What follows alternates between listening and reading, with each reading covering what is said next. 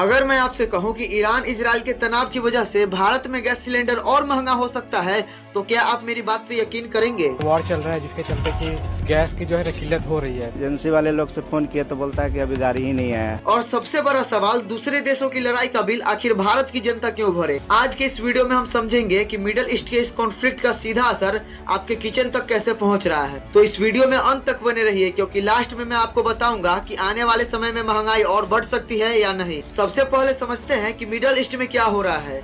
पिछले कुछ समय से मिडिल ईस्ट में तनाव लगातार बढ़ता जा रहा है।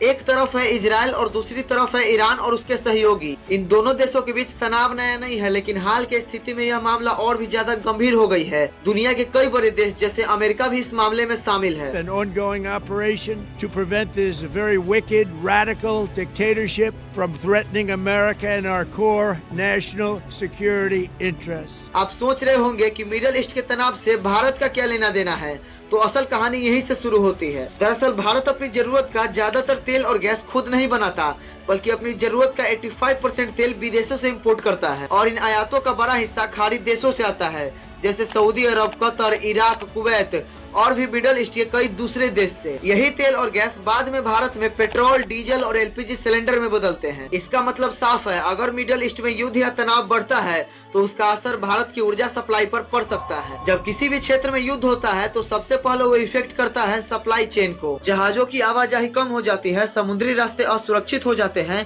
और बीमा तथा ट्रांसपोर्ट का खर्च बढ़ जाता है। मिडिल ईस्ट दुनिया के लिए सबसे बड़ा तेल और गैस का क्षेत्र है। अगर वहाँ तनाव बढ़ता है तो अंतर्राष्ट्रीय बाजार में तेल और गैस की कीमत तेजी से बढ़ने लगती है, और जब अंतर्राष्ट्रीय कीमतें बढ़ती है तो भारत जैसे आयात करने वाले देश को ज्यादा पैसा देना पड़ता है।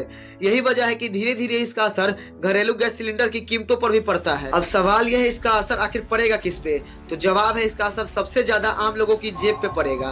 तो आम आदमी पे तो सबसे ज्यादा असर पड़ेगा इसका, क्योंकि जब गैस महंगी होती है तो सिर्फ सिलेंडर ही महंगा नहीं होता, इसके साथ साथ खाने पीने की चीजें, ट्रांसपोर्ट और रोजमर्रा की कई चीजें भी प्रभावित होती हैं, क्योंकि इन सब के लागत में ऊर्जा का इस्तेमाल होता है। और यही कारण है कि तेल और गैस की कीमतें बढ़ने से पूरी इकोनॉमी में महंगाई का दबाव बढ़ जाता है। कुछ देशों पर इसका असर भारत से भी ज्यादा हो सकता है। उदाहरण के लिए पाकिस्तान, जो पहले से ही आर्थिक संकट से गुजर रहा है।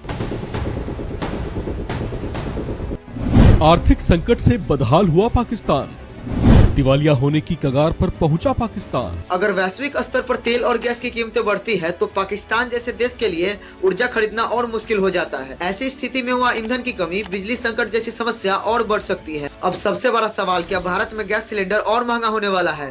तो इसका जवाब पूरी तरह मिडिल ईस्ट की स्थिति पर निर्भर करता है। अगर तनाव कम होता है तो कीमतें स्थिर रह सकती है, लेकिन अगर युद्ध बढ़ता है तो अंतर्राष्ट्रीय बाजार में तेल और गैस की कीमत तेजी से बढ़ सकती है और इसका असर धीरे धीरे भारत में भी देखा जा सकता है। तो दोस्तों, आज आपने समझा कि दुनिया के किसी भी कोने में होने वाला युद्ध पूरे विश्व की इकोनॉमी को प्रभावित कर सकता है। मिडिल ईस्ट का युद्ध भारत से हजारों किलोमीटर दूर जरूर है, लेकिन उसका असर हमारी रोजमर्रा की जिंदगी तक पहुंच सकता है। अब देखना होगा कि आने वाले समय में यह स्थिति किस दिशा में जाती है। अगर आपको यह वीडियो पसंद आया तो वीडियो को लाइक और चैनल को सब्सक्राइब करना मत भूलिएगा, क्योंकि हमारे चैनल के माध्यम से आपका नॉलेज गेन होगा।